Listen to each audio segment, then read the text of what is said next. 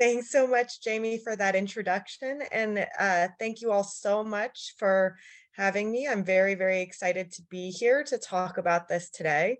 And so I'm going to build on what Dr. Farner was just talking about and delve a little bit deeper into the specific neurologic and neurodevelopmental features of Beck-Farner syndrome, or at least what we know so far. And so we're going to start by talking a little bit about neurodevelopmental disabilities. Then we're going to talk about what is specifically known in Beck-Farner syndrome, and then some strategies that individuals and families can do right now, even while they are waiting for us to complete some more research so we can give you a little bit more information than we have today. And so neurodevelopmental disabilities are a group of conditions that are problems with brain development that manifest themselves in problems with cognitive thinking, learning, behaviors, and other brain problems. And there are a whole host of them. And neurodevelopmental disabilities are described by their features. So unlike Beck-Farner syndrome, which comes from a very specific genetic change that is always in the same TET3 gene and therefore causes Beck-Farner syndrome, these neurodevelopmental disabilities are characterized by their clinical features. And so many different syndromes might have intellectual disability or ADHD or autism, and they all are different syndromes. They have different genetic causes, but they have overlapping features which lead to these multiple diagnoses.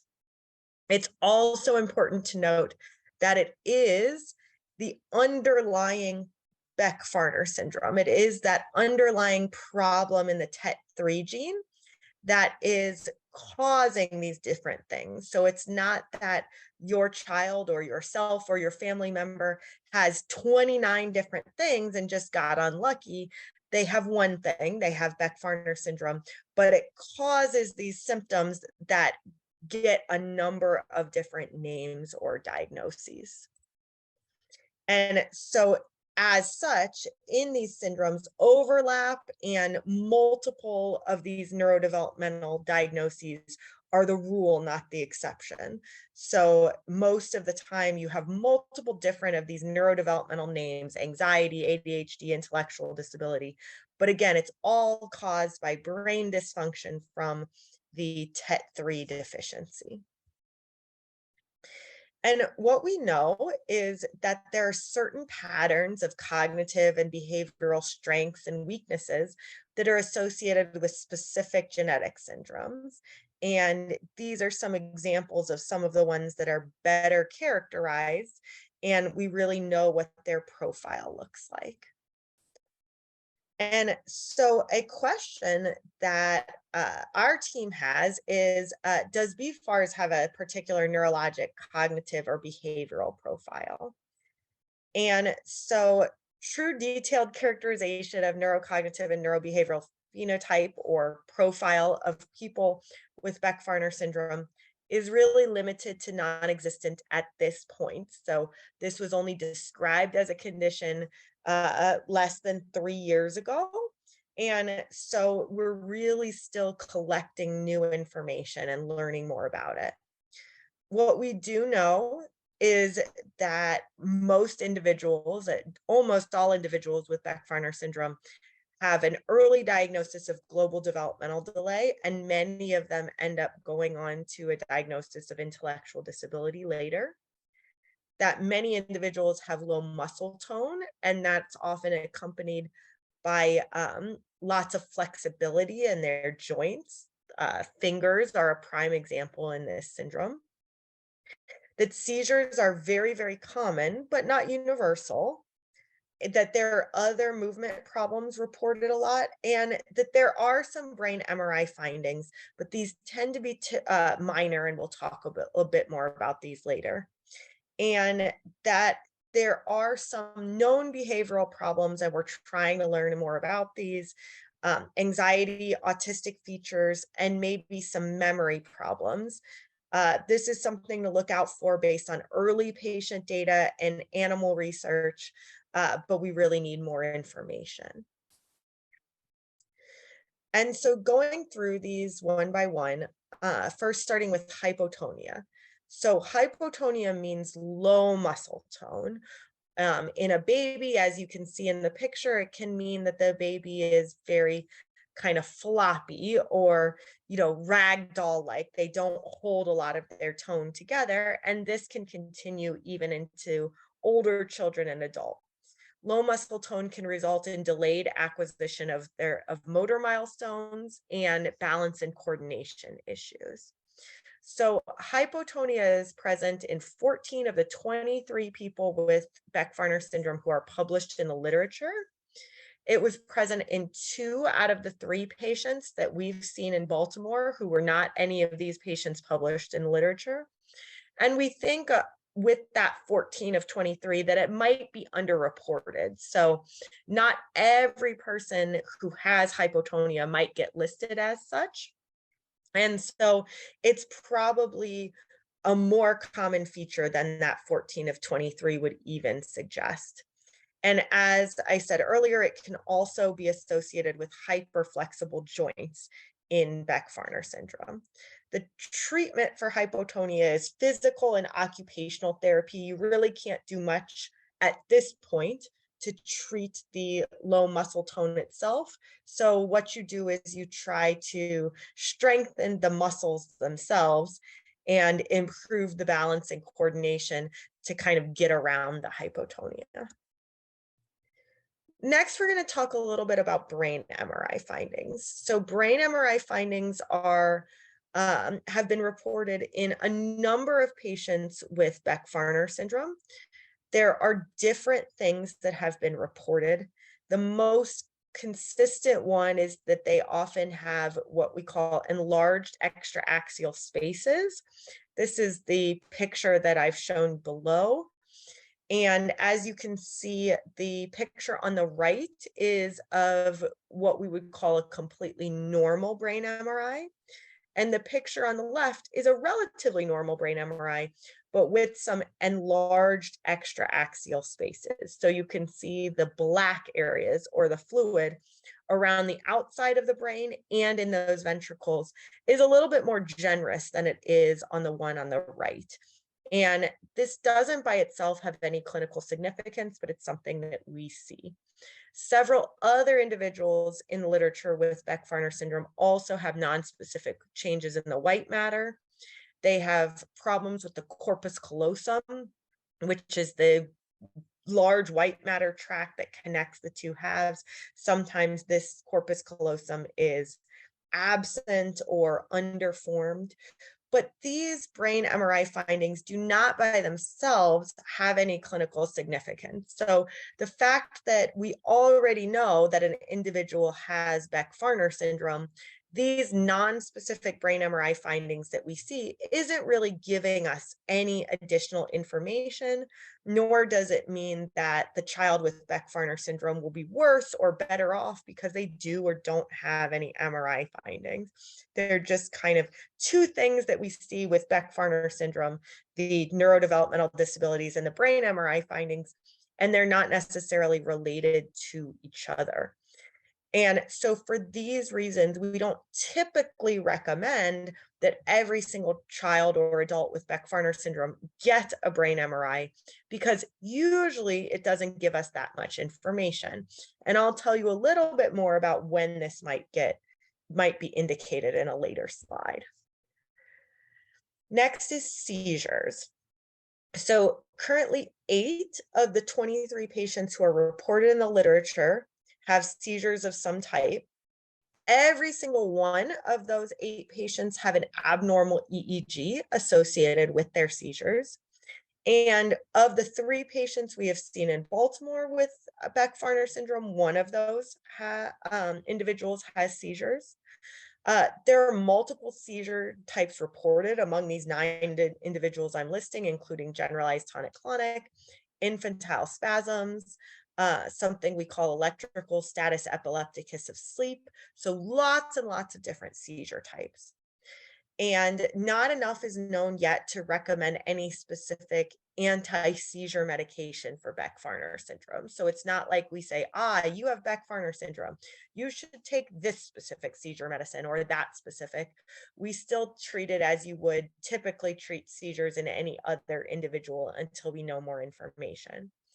And despite that these seizures are very common, right now we don't have any specific recommendations for screening EEGs in individuals with Beck-Fahrner syndrome. So right now we're saying if you have Beck-Fahrner syndrome, if there is a clinical suspicion that you have seizures, that an EEG will probably be very helpful. Again, because most or every single individual so far who has uh, seizures has an abnormal EEG. But we don't recommend for those who have never had anything that's concerning for a seizure, just getting an EEG just at baseline. We're not recommending that at this point, but this may change if we get new information. Other movement disorders have also been associated with Beck-Fahrner syndrome. So a number of these have been reported, including tic disorders, dystonia, which is kind of a postural movement disorder where parts of the body can get kind of stuck in certain positions, myoclonus, which is very small, fast movements, and stereotypies, which are sort of more of a behavioral movement disorder, something that is associated commonly with autism, like hand flapping or finger flipping or rocking or things like that. And about 25 to 35% of the patients reported in the literature and the ones we've seen in Baltimore have some sort of movement disorder. The movement disorders are usually mild, but the dystonia one is the one that can be quite impairing in a few individuals and sometimes requires medical treatment. So then comes cognitive. So far, every patient reported or seen with Beck-Fahrner syndrome has some form of developmental delay or cognitive impairment. But the entire spectrum of cognitive issues has been reported. So anything from executive dysfunction or some ADHD, some processing issues without any intellectual disability, to individuals with very profound intellectual disability who, for example, might have no speech at all. Research from some mouse models with TET3 uh, deficiency in the brain suggests that individuals with TET3 deficiency may have problems with hippocampal memory functions. And we're trying to discover whether this is the case in humans, but right now this data is limited to animal models until some more information is gained. And we're, in addition to trying to understand more about the hippocampus to improve on what's been seen in these animal models, we're also trying to just understand more about cognition and Beck-Fahrner syndrome to know, are there typically things? Every individual is different. Every individual is going to have different strengths and weaknesses. But are there things about Beck-Fahrner syndrome that we can say, usually in Beck-Fahrner syndrome, they're very, very good at these things. They're not so good at these things. And if there are those patterns that we can discover, that can be very useful for counseling individuals for Beck-Fahrner syndrome. And it can be very useful for when we get to the stage of trying to test different therapies to understand where kind of the common strengths and weaknesses are. And this is just an idea of, you may hear me talk about it, your other doctors talk about different things thrown around about different kind of severities of intellectual disability. So anything from borderline, which doesn't really meet criteria for intellectual disability, to profound ID, and kind of where these fall as far as their eventual cognitive potential in adulthood. So, moving on from cognitive, another thing that is extremely common, and in fact, universal, is some sort of behavioral concern, neurobehavioral concern. In every patient in the literature, and all three of the patients we've seen in Baltimore, there's some sort of neurobehavioral concern in individuals with Beck-Fahrner syndrome. So mouse models consistently show anxiety as the biggest feature, although they show other things as well. And in fact, in the humans that have been reported or that we've seen so far, anxiety is a big one, as well as ADHD and autistic features. And these autistic features can include rigidity, restricted interests, stereotypies, and some sensory processing issues as well. There certainly are individuals with Beck-Fahrner syndrome who really meet criteria for full-on autism spectrum disorder. However, there are even more individuals who don't exactly meet criteria for that, but certainly have a lot of features that are commonly associated with individuals with autism. Um, the other thing that's important is from the data that is available uh, in the literature and also to us from our clinical experience, the anxiety and ADHD can be quite on the severe side, and so frequently requires multimodal treatment. So that may include pharmacologic treatment, IEP accommodations for those in school, behavioral therapy, or behavioral strategies. So from what we know so far, which granted is extremely limited, we're still really early in this process, but we're learning more every day. What might the neurodevelopmental profile look like in Beck-Fahrner syndrome? Intellectual disability, yes, although right now we don't know kind of where it usually falls because we're seeing the full spectrum. We're not sure how much language is affected in comparison to other cognitive features. That remains to be seen. Same question with visuospatial problems. ADHD and executive dysfunction, yes, absolutely. We see that we still need to figure out more how much is it in comparison to what we would expect for the cognitive functioning of that individual. We're pretty sure anxiety is going to be part of this in some way, shape, or form, as is autistic features. Seizures are common, although not universal. And hypotonia, often with hypermobility of joints, is definitely a major feature of the neurodevelopmental profile of this syndrome. So, what can you do now for your child's neurodevelopmental issues, right? So we have, we have said over and over again that we have all this research that is ongoing and these things that still need to be discovered. But what are some things that can help out right now? So first is educational for those who are still in school. So develop a good IEP targeting the areas of weakness. So for many individuals with Beck-Fahrner syndrome, intellectual disability should be the IEP diagnosis, but it's person dependent, right? So not every individual is ID the most appropriate diagnosis. Sometimes it might be autism, sometimes it might be other health impaired. You have to kind of individually figure that out, but pretty much every individual with Beck-Fahrner syndrome needs a good IEP. Obtaining good neuropsych testing specific to your child to tailor an education program. Dr. Eng, who's speaking next, is going to talk all about this, so I'm not going to spend any time on this here.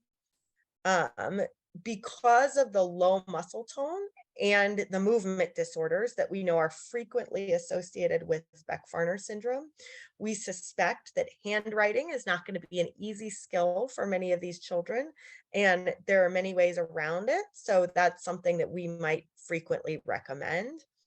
And vision impaired or hearing impaired, so any sort of issues that we have, we know that there was a question earlier about hearing impairment. That remains to be seen whether that's a part of this syndrome. We know that there are probably some eye muscle problems involved, but that remains to be seen how much vision is an issue. But if that's appropriate for the child, that should be included. And then often a behavior intervention plan is necessary for many children with Beck-Fahrner syndrome as part of their IEP. Therapies. So early involvement with infants and toddlers if the diagnosis is made early. Physical therapy may be necessary to help out with the hypotonia. Occupational therapy to help out with activities of daily living and fine motor tasks. As much as therapy is important, there is lots of data that says that therapy is good. There is no data that says that more and more and more therapy is better. So it's important to remember that you also have to maintain family sanity, allow children to be children, and there's a lot that can be gained from just normal family interactions as far as development. So, be careful not to over therapize your kids or drive yourself crazy.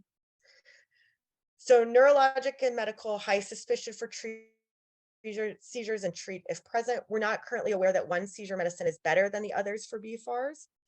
MRI can be considered, but not mandatory in the following situation: new diagnosis of seizures, if there was a significant cardiac event or surgery, if there's a developmental regression, we'd be concerned and we may want to look at an MRI, and a new development of a significant movement disorder. So I am not suggesting get an MRI with the development of a few tics, but if there is significant dystonia, it may be worth looking at. Anxiety. Anxiety is a treatable condition through many different things and should be addressed. Significant anxiety can look like autism, but is treated differently. So, because both can be a feature of Beck-Fahrner syndrome, it's important to make sure that when the diagnosis of autism is considered, that anxiety is also thought about and treated if necessary. And right now, we don't know anything that suggests that standard of care pharmacologic treatment should be any different for Beck-Fahrner syndrome than any other cause of anxiety. So that's what we currently recommend. Other behavioral issues: treat ADHD with typical ADHD therapies. Sensory processing issues may stand alone, but can be a clue to anxiety. So keep an eye out for that. Behavioral therapy can be very helpful, but it needs to be done with someone who has experience with children with developmental disabilities. ABA therapy may be helpful for some of the autistic features. These are the references that I used in today's talk, and I am happy to take any questions.